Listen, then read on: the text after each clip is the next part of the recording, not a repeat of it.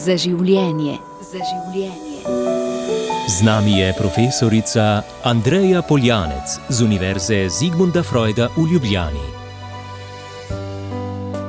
Lepo pozdravljeni, spoštovani poslušalci, drage poslušalke. To bo zadnja oddaja Za življenje. Z nami je profesorica Andreja Poljanec z Univerze Zigmunda Freuda. Najprej lepo pozdravljeni. Dober dan. Torej, danes je praznik nedolžnih otrok, ponekod se je zgodilo kakšno tepeškanje, morda če ta običaj še ohranjajo. Ampak za danes bi pogledali v te dneve, ko se gre vse proti koncu leta, in hitimo z opravili in obveznostmi in tako naprej, pa potem včasih zmanjka tistega dobrega razpoloženja in kaj storiti, da se ne bi razpoloženje ali kakšna jeza pojavila, ko je najmanj treba, recimo glede takih banalnih opravil, obveznosti doma. Kaj vi predlagate? Ja, zanimivo je, da je to vprašanje čisto vsako leto potrebno. Da na nek način je vsako leto toliko drugačno, tudi v odnosih, v zadevah, ki jih imamo za urediti, nekih mogoče tudi pričakovanjih, starosti otrok, če imamo otroke in podobno, ali pa v kakšni bolezni, če nas je doletela. Tako da je zanimivo, da v tem pripravljalnem času na praznike je res dobro pravočasno imeti to v mislih. Zdaj, ko smo že v bistvu na sred na nek način praznikov. Po božiču, ne? Ja, je pa dobro se vsem na nek način vsakodnevno mečkam tega zavedati, ker zdaj nas čaka še sveti večer, ali pa pač novo leto, pa potem se še tudi letos kar mečkam potegne kaj do svetih treh kraljev, tako da nas čaka še kar nekaj lepih dnevov, če jih bomo znali narediti lepe, Tako da vedno je dragoceno se vprašati sebe, kaj so recimo naša pričakovanja, pa potem tudi presoditi, katere naloge so recimo res nujne, tudi morda še za službo za narediti, nekateri bojo imeli službo, še te dneve, in kaj pa je manj nujno ali pa potrebno. Potem je dobro ta pričakovanja vedno, to je čisto en osnoven recept, ki pa res mu lahko rečemo recept, predebatirati s svojimi bližnjimi. Kaj si jaz želim, kaj si nekdo drug želi, kje se lahko srečamo, kaj se bo išlo, kaj se ne bo išlo, kje lahko kaj na nek način malo prilagodimo, pa bo glih tako lušten ali pa kaj tasga, Vedno je dobro se na praznike pripravljati skupaj. Zdaj odvisen seveda, v kakšnih gospodinjstvih živimo, ali smo zdaj sami ali z družino ali še z nekimi ostarelimi starši ali kakorkoli, ampak na nek način mora vsak pri sebi premisliti, potem pa se z drugimi pogovoriti. To je ena taka varovalka, bi rekla, da je potem manj nekih razočaranj ali pa nekih mogoče zmotnih pričakovanj ali pa ljudje imamo velikokrat nehote kar hitro malo previsoka pričakovanja, zato ker tudi obkroža nas veliko lepega, reklame, ljudje nas vabijo na obiske ali pa si sami želimo, ali smučati, ali biti prosti, ali filme gledati, ali ne vem kaj, piškote peči in ponavadi imamo več želja, kolikor jih bomo lahko res realizirali, ker dan ima le to kurka jih ima, Tako da to je zanimivo, pa je zelo preprosto, ampak skoraj je neumno se temu izogniti, bi rekla. Tako. Saj to je nekaj običajnega, tudi sicer v življenju, na navaden dni, da imamo neke varovalke, moje pričakovanje, da tu realno stanje tu, vmes pa neka zlata sredina, ampak zakaj se ob teh prazničnih dneh potem vse to tako zgosti in potem, ko pride žalost, je ta seveda posledično še večja? Ja, zato ker so prazniki tudi v bistvu dnevi, ko mi že nehote imamo večja pričakovanja in tudi na nek način normalno ali pa pravilno, zato ker si želimo praznik narediti drugačen od vsakdana. To je, bi rekla, čisto en naraven čustveni ali pa tudi, tako bi rekla, psihični proces, tudi duhovni proces lahko, če ga kot tazga vzamemo, in si želimo, da bi bilo to nekaj drugačnega. In zato, če se ne pripravimo na to in če se ne povežemo znotraj teh hrepenenj, želja, pričakovanj, pogrešanj ali pa kaj tasga, bo potem razočaranje toliko globje. V bistvu gre za večjo stisko, ker si zastavil višje cilje in si pol nižji padel. V tem smislu. Tako da zato je toliko bolj pomembno, ker ti, če v enem vsakdanu nekaj si mislil sicer, da boš postoril, pa nisi, ne boš toliko pol na koncu prizadet ali pa razočaran, kakor če si zdaj praznični dan, ki jih ni toliko veliko v letu, nekako sfižil, če bi tako rekla. Ne? Tako da, ja, zato je toliko bolj pomembno se bolj pripraviti. Ja. Vemo, da kristjani nismo izjema in živimo sredi tega sveta, v katerem so ločitve nažalost zelo pogoste, a ne? Ampak, ker pravimo, da je Božič tudi družinski praznik, pa novo leto praznovati, ne vem, v krogu svojih je najlepše, se potem nekateri starši potrudijo, čeprav so že ločeni, in pridejo skupaj in naredijo praznovanje. Ampak otroci so taki kot videokamere, ne? Vse zaznajo, vse vedo, da ta dva človeka, ki sicer fizično sta za isto mizo in jesta isto večerjo, nista več skupaj, tudi potem eden od zakoncev odide, otroci ostanejo spet z enim od staršev in tako naprej. Kako pa tako družinsko vzdušje najbolj modro pripeljati do nekega srečnega konca, da otroci ne bodo čisto razočarani? Ja, to je zelo zahtevno. Tako da se mi zdi, da je dobro imeti mogoče najprej v glavi en tak mal širši kontekst ali pa mogoče tudi en koncept, bi rekla, da si starša uspeta pripraviti. Zdaj, najprej zagotovo vsak zase, da da v spredje sočutje do otrok, ne pa nekih svojih pravic ali pa pogrevanja krivic ali pa končno, niti ne nujno pogrevanja, saj tudi če gre za neko krivico, ki je še živa ali pa še ni dosegla enega odpuščanja ali pa enega procesa zaključenega, je zagotovo to izredno velik izziv. Ampak siguran je tukaj pomembno, da se starša počutita kot starša. V prvi vrsti ne več kot zakonca ali pa bivša zakonca ali partnerja ali kakorkoli, ne. Torej v spredje tukaj dati otroka. Tisto, kar se mi zdi v prav teh praznikih, ki ste tudi sami omenili, na nek način jih mi seveda doživljamo kot družinske, zato ker je pač sveta družina nastala v teh dneh, a ne. Prej je še ni bilo, a ne, tako da to je praznik seveda povezan s sveto družino, a ne. Vsekakor pa to ni sam praznik svete družine. To je praznik ene globoke ranljivosti, ko se človek znajde v stiski. In je bolj skoraj tudi, bi rekla, zgled, ta praznik je zgled, kako se v stiski, v nemoči povezati, biti ranljiv, odpreti se navzven, a ne, če si predstavljamo, na primer, kako sta Jožef pa Marija tam, bi rekla, prosjačila za prenočišče in sta na nek način se morala povezati v tej stiski, jo morala ubesediti nekako, kam bova šla, sigurno sta se morala nekaj pogovarjati in je zanimivo, da prav to, da se povežemo znotraj stiske, tudi naredi en tak prostor, da nas lahko nekdo v tej stiski začuti in nas tudi opazi. In meni se zdi recimo zelo zanimivo, velikrat se mi zdi, da smo nekako kritični, ja, pa sta v štali pristala ali pa tako, ne, kakor ni bilo posluha, seveda sej ga ni bilo, ampak po drugi strani, a ne, če pomislimo, sta pa le dobila to streho nad glavo, a ne, in se mi zdi, da tudi malo ene naklonjenosti, malo ene srčnosti, ljubeznivosti, enega občutka, da si en mlad par začutil v tej stiski, v tej nemoči, naredi v resnici prostor, kjer se pa lahko zgodi potem nekaj lepega, malo bolj v miru, kakor bi se sicer. A ne, torej, včasih je potrebno malo ene notranje iskrenosti ali pa samo enega tazga čistega duha, da lahko nekoga v oči pogledaš, v tem primeru, če se pogovarjamo o recimo razvezanih starših, a ne, da pogledajo tega otročka v oči in dobijo malo občutka zanj, kakor ga je dobil tale gospodar, ki se je pa vseeno odločil za ponuditi štalo oziroma hlevček. In se mi zdi, da teh malenkosti včasih ne znamo opaziti. In to se mi zdi škoda. Zato, ker malenkosti pogosto gradijo na nek način bistvene dele temeljev potem v naših odnosih, ne neke velikopotezne zadeve, a ne.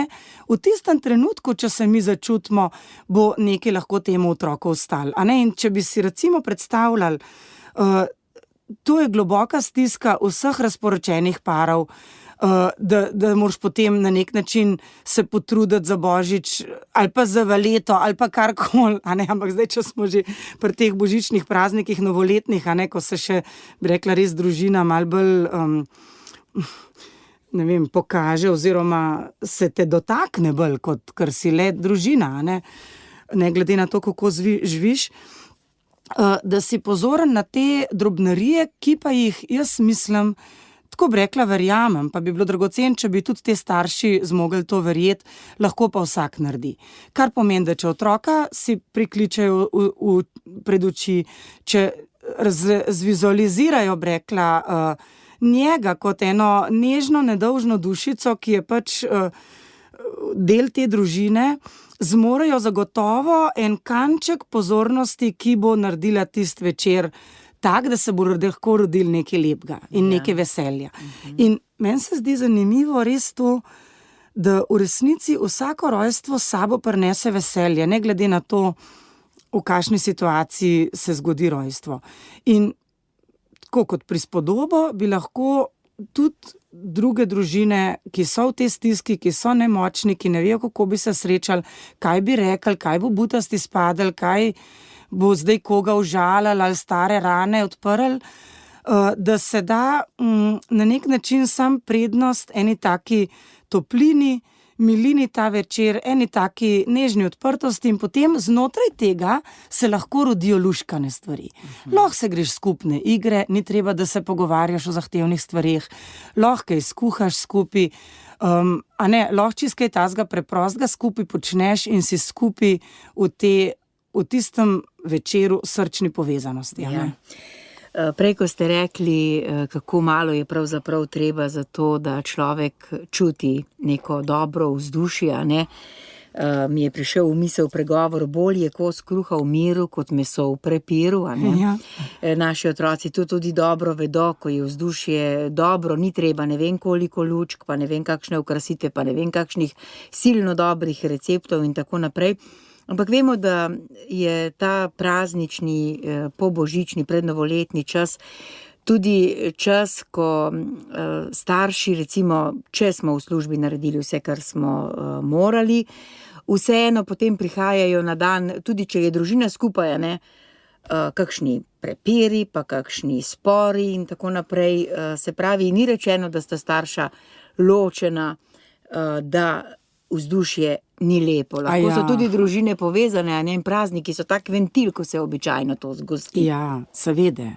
Zato, ker mi tudi nismo navajeni biti skupaj cele dneve, daljši čas, ko se moramo v resnici mal na en drugačen način povezati. In če tega nismo tako vajeni, ali pa da smo tudi čez vikende zasedeni ali z delom, ali pospravljanjem, ali z ne vem katerimi vsemi krožki ali opravki, je to tudi v resnici izziv, to imate prav. In niti ni tako majhen.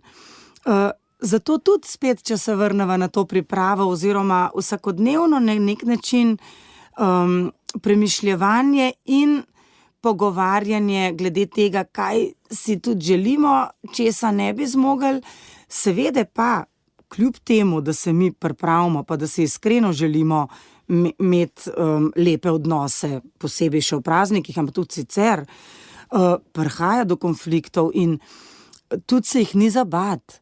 Konfliktov se ni za bati. Ko konflikt pride, je pa pomembno, da se zavedamo, da ga ne poglabljamo po nepotrebnem. Tukaj pa seveda je potem potrebna neka sposobnost ene osnovne ali pa odvisen, zakaj gre, tudi globje čustvene uglašenosti, ene iskrenosti, odprtosti v odnosu, da mi zmoremo ubesediti tista čustva, tista doživljanja, ki jih v tistem trenutku, v tistem konfliktu doživljamo. Ne da prinesemo potem še vse stare zamere na plano, primerjamo s starimi starši, po katerih si podedval kaj grdga, si dajemo različne opaske in ne za nalašč, lahko mi zelo hitro iz majhnega konflikta preidemo v to, da se zapacamo s starimi nekimi zamerami ali pa zaradi nesposobnosti čisto enega osnovnega spoštovanja in ohranjanja enega dostojanstva v odnosu ranimo drugega, več, kot bi bilo treba. Sej, ponavadi ne ranimo za nalaž, ampak konflikt se je treba naučiti nekako, tako bi rekla, spretno in iskreno zregulirati, ubesediti, se čustveno skušati povezati. Včasih nam gre to hitreje, bi tudi rekli, ker ljudem nam je naporno, če konflikt daljši čas traja. Ampak včasih pa tudi ne gre tako hiter, ali pa so zraven otroci, ali pa se ti nekam mudi, ali pa imaš občutek, da bi moral malo misli zbrati, pa malo najprej sam sprocesirati. V takih situacijah je pa v redu, tudi če gre za praznične dneve, si na nek način priznati, pa tudi reči, glej, jaz zdajle sploh ne vem čisto točen, kaj bi rekla na to, se mi zdi, da sam kaj butastga, ne vem, še poglobila ali pa kaj tazga stisko. Bova se pol pogovorila, a ne tako, znati na nek način prestaviti pogovarjanje vezano na konflikt, tudi na kasnejši čas je ena zrelost, na nivoju ene čustvene ali pa socialne zrelosti, ki bi bilo zelo dragoceno, če bi jo starši se priučili, nekako zverzirali. Ker včasih se nam zdi tudi mogoče malo zmotno razumevanje, ja, konflikt je treba rešiti, a ne, to tudi pogosto preberemo v člankih ali pa kje poslušamo ali pa tako, ampak to ne pomeni, da ga moramo v tistem hipu rešiti. Zato, ker lahko še poglobimo, če smo sami toliko vznemirjeni, da smo v bistvu čustveno preplavljeni, preveč pod stresom, preveč nas je prizadel, mogoče osramotili ali pa kaj tazga ponižali. Takrat je vprašanje, če smo res sposobni z enim spoštljivim načinom, s čustveno uglašenostjo, če še sami ne zmoremo se čustveno uglasiti. Predpogoj za uspešno reševanje konflikta je zagotovo uglašenost samim seboj. In včasih tega ne zmoremo v danem trenutku in to ni nič narobe. Je bolj dragoceno, da si to priznamo, smo v bistvu toliko pošteni, smo toliko iskreni do sebe, da nam pač ne rata in da to znamo ubesediti. Lej, ne bi rada, da zanemarva to, ampak trenutno se ne morem še toliko umiriti. Tako? Tako da, to je zagotovo ena zadeva, ki jo lahko v praznikih se poslužujemo. In potem tudi, bi rekla, nekako omejimo pretirano kvašenje, ne? Da ne bojo konflikti, kot dobra potica, ampak rajš taki, da jih lahko umirimo, zamejimo in potem nadaljujemo reševanje. Mogoče, to zdaj sam kot primer, v večernih urah, ko smo bolj v miru, ali si privoščimo nek daljši sprehod, pa prosimo za varstvo otrok, če živimo. To je sploh koristen sprehod, ne? Ja, Človek bolje ja, to je razmišlja. sploh, ja. In je tudi res uporabna, če imaš le možnost, da ti nekdo otroke pogleda v tistem času, če gre za neko mlado družino, ki se je težje umakniti, ne?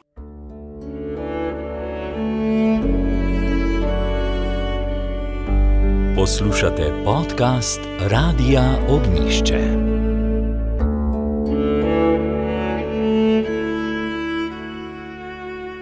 Spremljate oddajo Za življenje, profesorica Andreja Poljanec je z nami. Govorimo o praznikih, ki so še pred nami. Zdaj prvi sveti večer je že bil, pokadili smo hišo, zmolili, nekateri tudi ob adventnem venčku.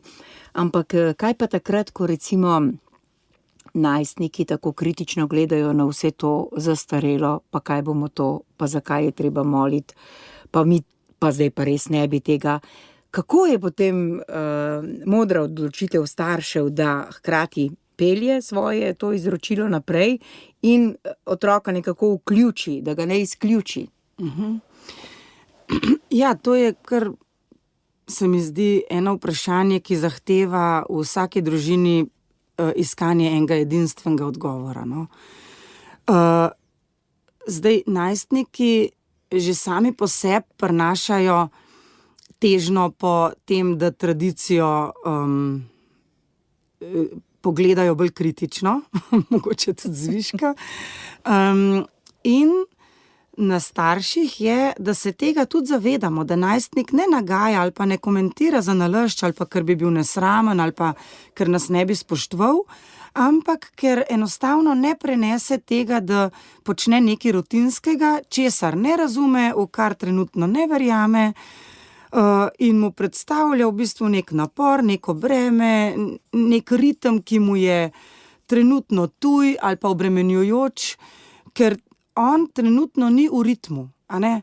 Najstnik je izven ritma, najstnik ima dezorganizirane možgane in zadeve ne tečejo, bi rekla, v miru, ampak je vsakodnevno vznemirjen, ni v ravnovesju, možgani niso v ravnovesju, hormoni niso v ravnovesju in je normalno, da tudi ni v ravnovesju z vsem, kar starši želijo, pričakujejo, do neke mere. Seveda so tukaj najstniki zelo različne so družine, nekateri se bolj upirajo, nekateri se celo umikajo, kar je spet žalosten in strašljivo, a ne. Malo najstnikov je, bi rekla, idealnih. Vedno imaš idealnih, zato se hecam, take, ki bi si starši zamislili, da bi kar vse tekala, ne. Kar je lepo.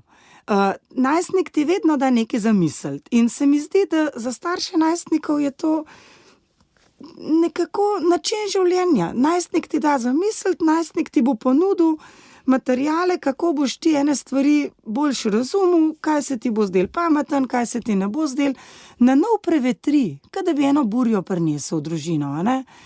Tako da je to čisto v redu.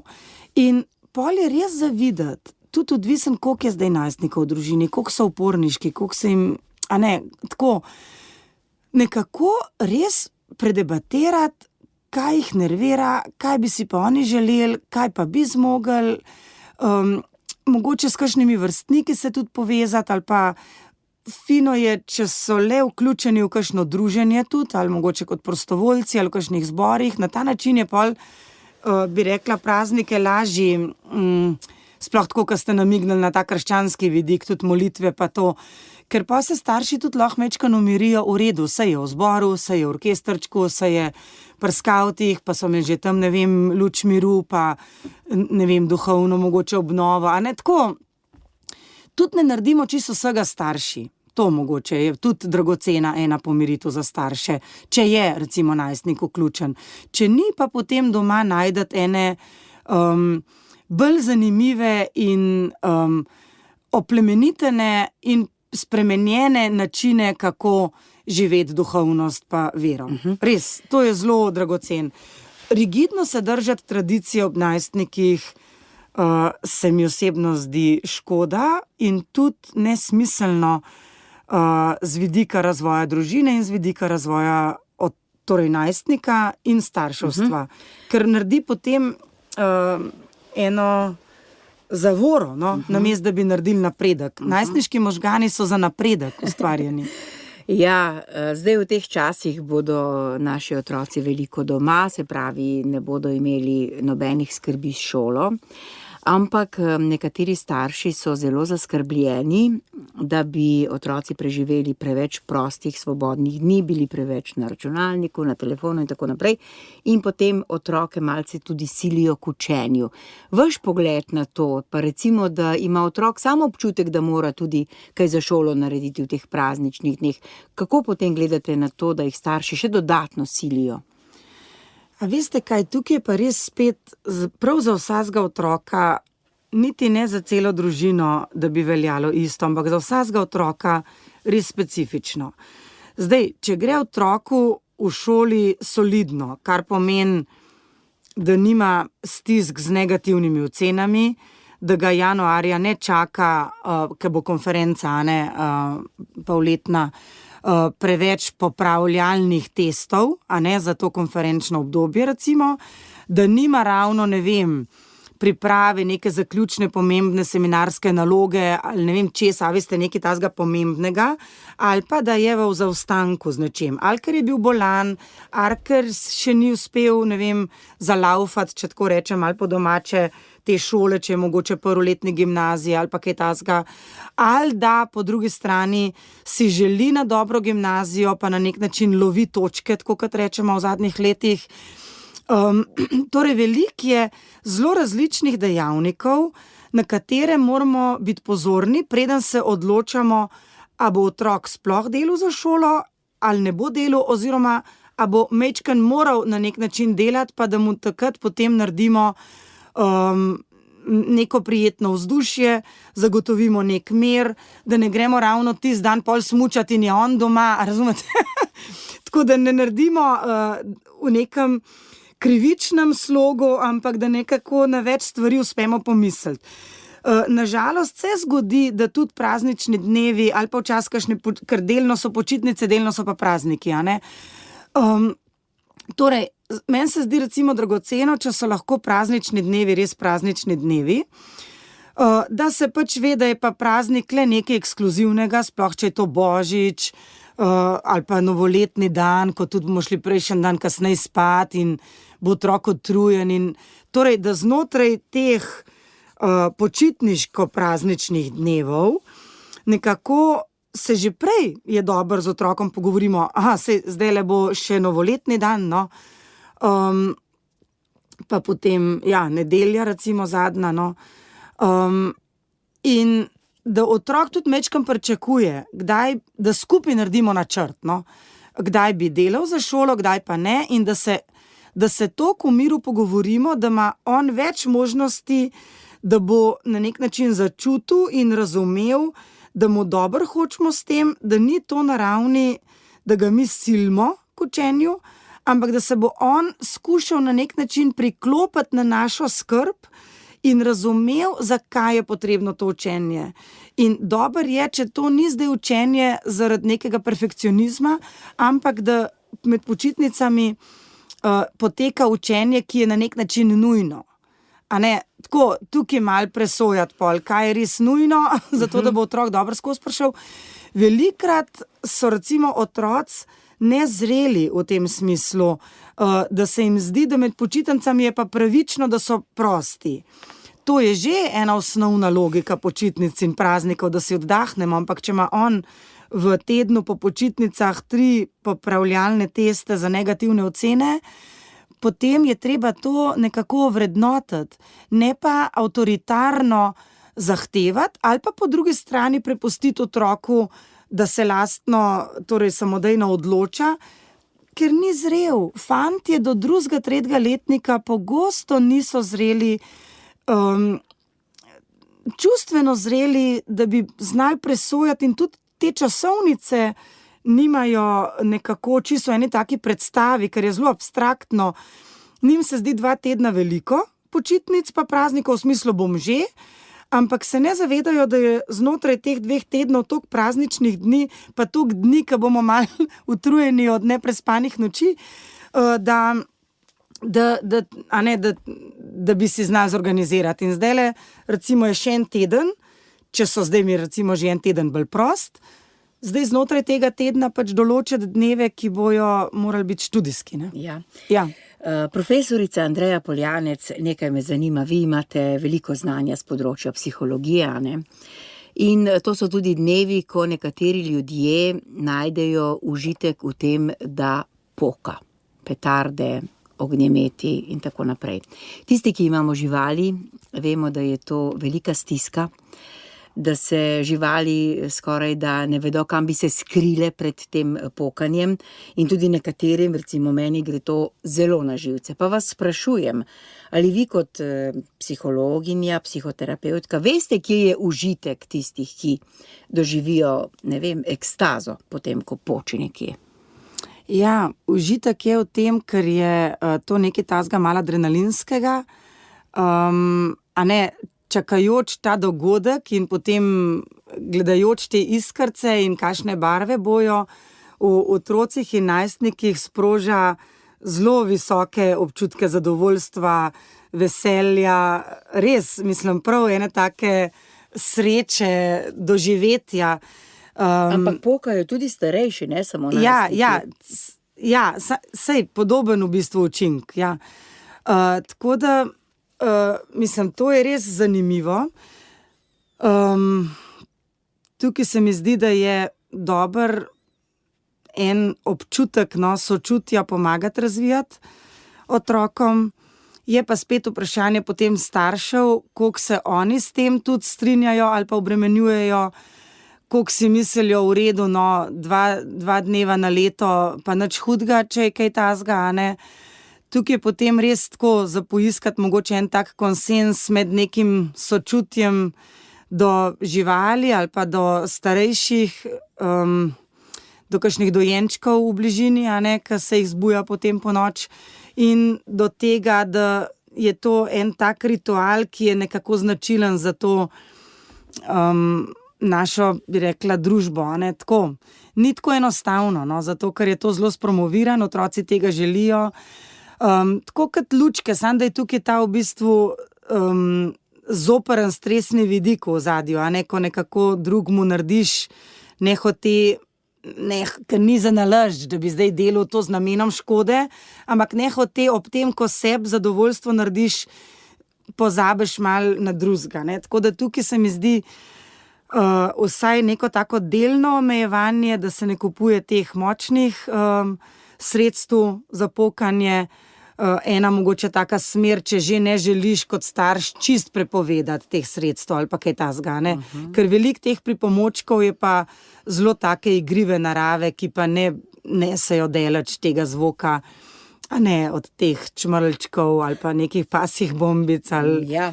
Tako, je pa to zahtevna tema in jaz mislim, da je zelo družbeno pogojena, da je zelo tukaj taka psihologija množice tudi v ozadju, ne samo posameznika, tudi druženja potem ob tem. En tak ritual je, ker se mi zdi, da se ga je težko čist na hitro znebiti, ker smo ga tako dolg časa nekako uvajali. Pol smo bili zelo ponosni družbeno, da imamo tudi mi nek standard, ki si to lahko privoščimo, včasih smo to bolj v bolj razvitih državah gledali. In zdaj se mi zdi, da družba potem pri vsaki taki stvari, ki gre pa čez rob, ker je tega pač preveč ratal, mora priti do ene kritičnega obdobja, ko se pa lahko spet začne rojevati eno sočutje, da se pa mečka nazaj potegnemo. No, se mi zdi, da smo v enem takem mogoče tranzitnem obdobju v tej smeri, tako, če bi malo razmišljala tako družbeno, no. Ja. Ja. Zdajle je pred nami še noč, za katero mediji zmotno govorijo, a ne, da je najdaljša noč v letu, pri tem mislijo na Silvestrovo, najdaljšo noč smo sicer že imeli. Ampak kaj vi pravite, profesorica Andreja Poljanec, kako preživeti to zadnjo noč v letu, ko otroci, najstniki rečejo, mama, mi bomo tam, bomo praznovali tam, bo še ta in ta, in veš, da bodo nekaj popili in samo upaš lahko, da ne še kaj hujšega, ne? Kako najstniku zaupati, da bo vse v redu, da bo domov prišel zdrav in v enem kosu? Ja, to je zelo zahtevno, ker se tudi zmeri ne da vsega predvideti, ko so najstniki na kupu oziroma mladi, a ne, se sprot zmišljujejo, kaj si bojo še zadali, ne, tako, to ni vnaprej narejen načrt, kjere lumparije bojo na vrsti ali pa koliko ene pijače se bo popil ali pa kaj se bo sploh počel, no, skratka, tisto, kar je pomembno je, no, da starši res vemo, kam grejo, in da če imamo strahove ali pa dosti velike skrbi glede tega, kam grejo in kaj se bo tam dogajalo, je dobro, da omejimo čas. To je ena taka zadeva, ki jo starši vedno imamo v roki, in je čisto v redu, da jo uporabimo. Če imamo te skrbi, a ne, da pač potem vsem preživijo tam krajši čas, ko se zadeva še ne razvije toliko, a ne, postopno se, a ne, pije in postopno se potem velikrat stopnjujejo kakšne nevarne zadeve lahko, in če nas to skrbi in se nam zdi, da mu omogočimo čisto dosti enega vrstniškega vzdušja in to, da bo lahko razvijal občutek povezanosti in pripadnosti tudi s svojimi vrstniki, kar je seveda nujno, a ne, da pač omejimo čas, no. Če pa smo bolj gotovi, da bo vse v redu, pa da je luštna druščina, potem pa seveda lahko čisto v miru prespijo, včasih prespijo tudi pri kakšni drugi družini, včasih grejo na kakšen vikend od koga. Odvisno, kaj je, no, res. Tako da meni se zdi to, tudi jih lahko pridemo iskat, toliko moramo biti tudi pol sami pošteni do sebe, da se nam to nekako ljubi, ampak je to naložba, se mi zdi, za kakšna ta kritična leta, ko tudi še imamo, bi rekla, en pomemben vpliv na razvoj mladostnikovih možganov, a ne, da nekako to predebatiramo in tudi njemu iskren povemo, ne da zdaj ker sem tako rekel, a veste, s tem se noben ne bo razvil boljšo osebnost, ne, na ta način. Tako da, kaj tazga, no? Seveda, malo predebatirati, sam to ne pomaga vedno, a veste, mi se zmer malo skoraj sprašujemo. Mislim, ja, lahko tudi tako rečem, no, fora je ne v tem, da mladi so zelo dobro informirani, ali pa tako bi rekla, ozaveščeni glede negativnih učinkov, posledic vinjenosti ali pa še kakšnih drugih substanc. Ampak njim to bolj malo pomaga, takrat, ko so v družbi in takrat, ko že pol mečken popijejo. Mnoge družine morajo skozi to jeti, no, da bo ta njihov otrok nekajkrat mogoče to probil ali pa malo šel čez rob in da smo takrat na razpolago, ne kot neki pridigarji, ampak kot tisti starši, ko smo vrnenega sina sočutno sprejeli. Ne? Tukaj je en tak izziv. No? Tako da, ja, pogovarjanje pomaga, seveda, ampak ni pa kar zlata rešitev, no? Tako v tem smislu.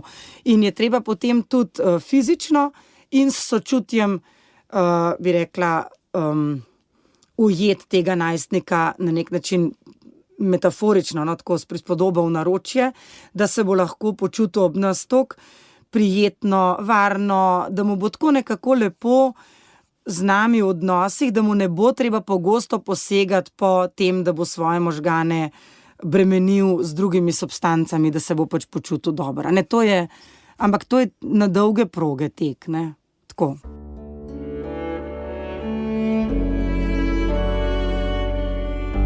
Poslušate podcast Radia Ognjišče.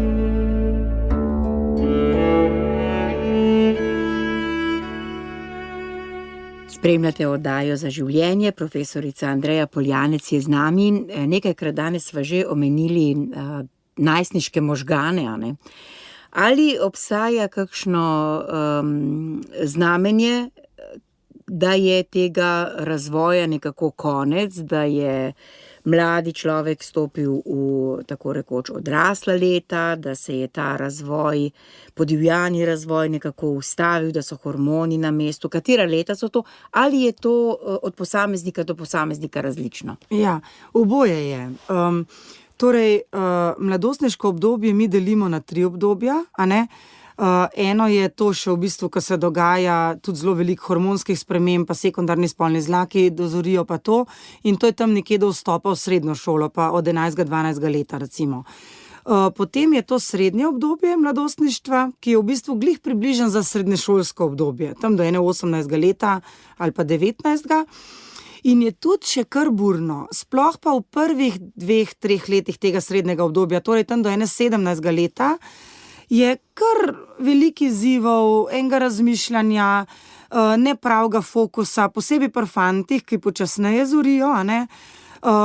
Bi rekla, te dezorganizacije v možganih, slaba integracija limbičnega sistema, tega, ki je odgovoren za čustva, za občutke, in potem povezanost z možgansko skorjo, a ne, s tem frontalnim čelnim delom, ki pa omogoča razumevanje, pa potem uravnavanje teh čustvenih stal, tudi impulzivnosti, neke neudobja, stresa. Tako da to zelo postopno zori, ne? Tako da celo srednjo šolo na nek način to postopno dozoreva in to je eno tako še zelo ranljivo obdobje. V tem obdobju se tudi razvije največ odstotkov psihopatologije, a ne pri mladostniku, zato ker je zelo ranljivo, no, torej možgani so obrezani, a ne, torej te sinaptične povezave, povezave med tem čustvenim delom pa kognitivnim tem delom, ki razmišlja o čustvih, so slabe, a ne, in mlad človek res rab v tem obdobju veliko podpore, veliko pogovarjanja, prijetnih doživetij, tudi enega tazga bi rekla, mogoče tako crkljanja, občutka, da je sprejet, občutek, da ga imamo radi, da se nam zdi prisrčen, simpatičen, tako, da je kar eno tako malo vzdušje prek staršev zaljubljenosti v najstnika, da je pa posrečen v enih stvareh, v tem smislu, da ga to napolnjuje, da je dragocen, da je sprejet, ljubljen, duhovit, ne vem, zanimiv, a ne.